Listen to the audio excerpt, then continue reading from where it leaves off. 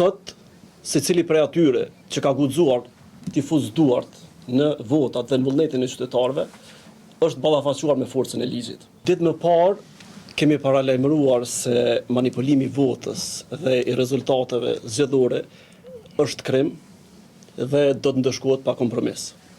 Sot, secili prej atyre që ka guxuar t'i fuzduart në votat dhe në vullnetin e qytetarëve, është ballafaquar me forcën e ligjit. Dua ta bëj të qartë për gjithë. Këtu nuk bëhet fjalë për numërimin e votave të subjekteve politike që kanë ndodhur me 28 dhjetor.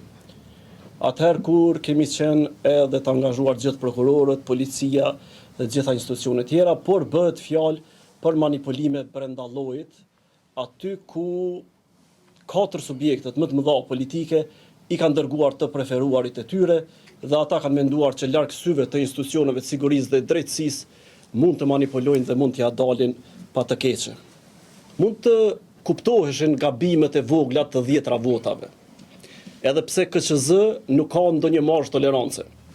Këtu nuk bëhet fjalë as për 10 e as për 100, por bëhet fjalë për shumë mijëra vota të manipuluara dhe të falsifikuara. Pra ka kandidat, vetëm për kandidat të subjekteve të caktuara politike që kanë nga 100, 200, 500 e deri mbi 6.000 vota. Pra deri mbi 6.000 vota janë të falsifikuara për një kandidat. Pra bëhet fjalë edhe për situata ku vetëm në një vendvotim, për me pas të qartë, kjo gjithçka ka ndodhur në qendrën komunale të numërimit. Vetëm në një vendvotim, numri i manipuluar ka shkuar deri në 2444 vota. Pra vetëm praktikisht në një klasë sa kanë votuar qytetarët, janë manipuluar 2444, përderisa mund ta them se në regionin ton, ato që janë numëruar nga subjektet politike në QKN është vetëm një vendvotim, pra vetëm një klasë që ka dalur e pakeq përdorur, që është 0.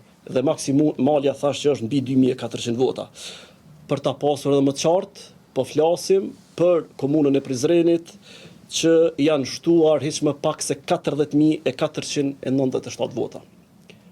Dhe janë hequr hiç më pak se 27.520 vota. Pra, diferenca totale e keshpërdorimeve është 68.017 vota. Pra, po flasim për një organizim, po flasim për dashje direkte për ta përmbytur rezultatin, po flasim për përmbytje edhe të vullnetit të qytetarëve. Do të ishte e pamundur të ndryshoheshin gjithë këto vota, po të mos kishte kompromis të gjithë komisionerëve atyre që kanë qenë të deleguar nga 4 partitë më të mëdha politike në Republikën e Kosovës. Sepse sistemi është i tillë që komisionerët në një mënyrë janë mekanizëm kontrollues. Andaj secili prej tyre ka rolet e veta, andaj në fund proces verbalin e nënshkruajnë të gjithë për ta legjitimuar.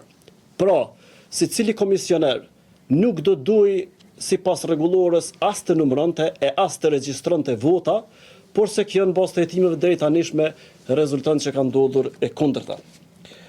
Ky hetim ka qenë i mirë planifikuar edhe me koordinatorën nacionale të zgjedhjeve, me prokurorën e zyrës kryeprokurorit të shtetit me zonin Laura Pula, si dhe me ushtruesin e detyrës së kryeprokurorit të shtetit zotëri Agron Çalaj.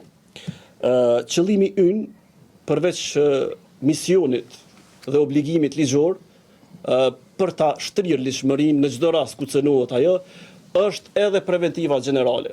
Duhet ta dinë nga ky moment dhe nga kjo datë edhe herave tjera që kushdo që guxon të i fut duart në vullnetin e qytetarëve do të ballafaqohet me forcën e ligjit, njëjtë sikurse si janë duke u ballafaquar sot një pjesë e madhe e siç patjetër do të ballafaqohen edhe shumë tjerë sepse nuk mbaron me këtë numër të sotshëm.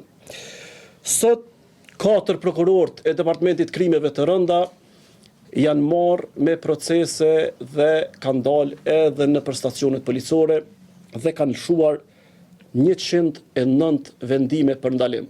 Pra deri në momentin që po flasim, i kemi 109 të ndaluar për vepra penale të falsifikimit të rezultateve zgjedhore, për presion e kanosje e për dhënje e marrje të rishfetit. Pra sot kemi pas edhe situata ku kemi fituar edhe dëshmitar bashkëpunus, kemi pas situata ku na kanë treguar se si kanë ardhur presionet dhe kemi pas situata pra që kanë treguar edhe kush ka marrë dhe nga kush ka marrë edhe rishvet.